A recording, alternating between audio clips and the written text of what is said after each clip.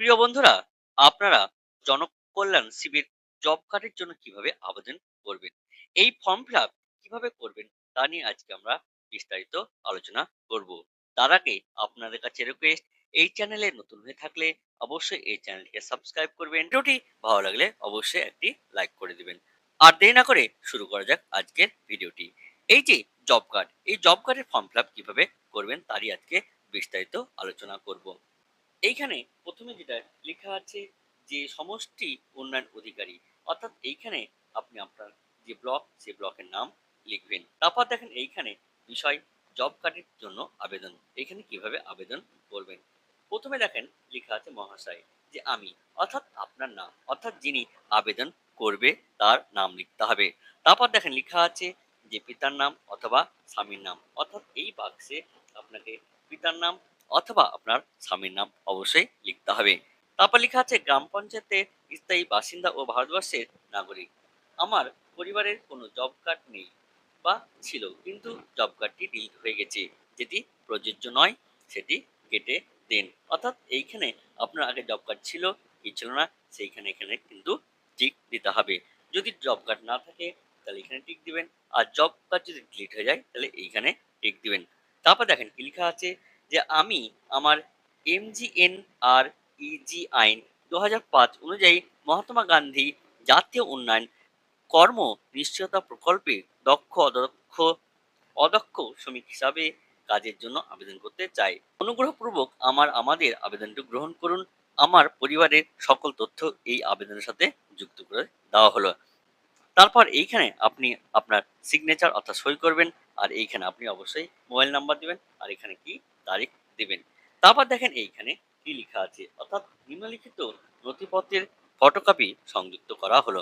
তাহলে এখানে আপনি কি কি দিবেন সেটা একবার আমরা দেখে নেব। এইখানে দেখেন প্রথম যেটি আছে সেটা আছে ভোটার কার্ড, এটা অবশ্যই দিতে হবে। তারপর দেখেন আধার কার্ড, এটাও অবশ্যই দিতে হবে। তারপর দেখেন ব্যাংকের পাসবইয়ের প্রথম পাতার যে জেরক্স, সেটা দিতে হবে। তারপর যদি আপনার SC ST OBC থাকে তাহলে অবশ্যই এখানে দিতে হবে। অর্থাৎ এই যে আপনার ডকুমেন্টস, এই ডকুমেন্টসগুলো আপনার এই ফর্মের সাথে দিতে হবে। এই ফর্মটি 3 পাতার, প্রথম পেজটি আমরা ফিল আপ করলাম। এই ফর্মের এটি দ্বিতীয় পেজ। এইখানে দেখেন যেটি লেখা আছে যে পারিবারিক তথ্য সংগ্রহের ফর্ম, অর্থাৎ এখানে আপনার যে পারিবারিক যে ডিটেলস, সেই ডিটেলসটা দিতে হবে। এইখানে দেখেন প্রথম যেটা আছে যে আবেদনকারীর যে নাম, অর্থাৎ যিনি আবেদন করবে তার নাম কিন্তু এইখানে দিতে হবে। তারপর তার পিতা অথবা স্বামীর নাম। তারপর আপনার রেশন কার্ডে যে পরিবারের প্রধান সদস্য তার নাম দিতে হবে। তারপর দেখেন এখানে যে বর্তমান ঠিকানা, আপনার গ্রামের নাম, আপনার মৌজা, যে সংসদ, গ্রাম পঞ্চায়েত, ব্লক, জেলা, তারপর পিনকোড, এখানে কিন্তু আপনাকে অবশ্যই দিতে হবে।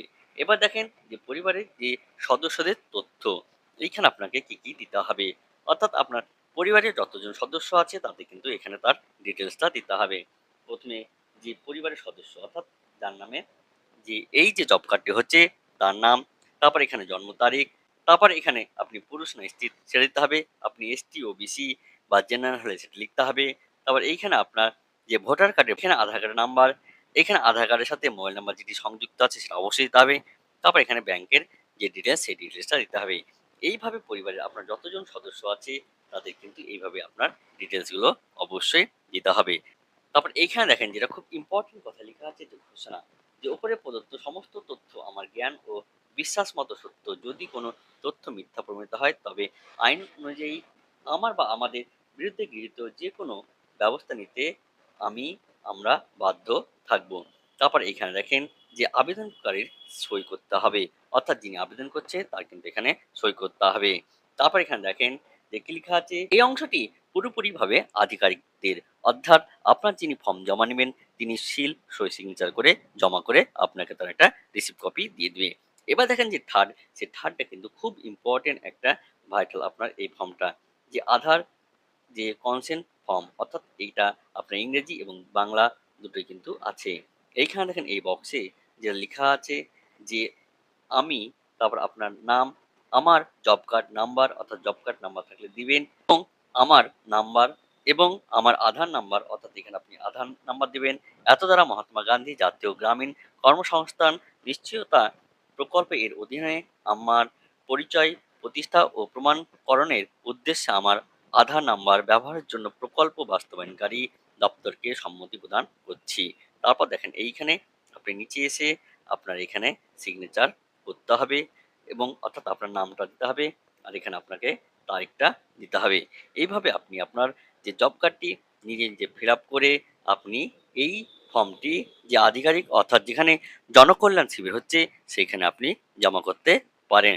তাহলে আশা করি কিভাবে জব কার্ড ফিল আপ করতে হবে এটা আপনি বুঝতে পেরেছেন। আর ভিডিওটি ভালো লাগলে সবারই মধ্যে শেয়ার করে দেবেন। আজকে ভিডিও এই পর্যন্ত। এর পরের ভিডিওতে আবার দেখা হবে। ধন্যবাদ।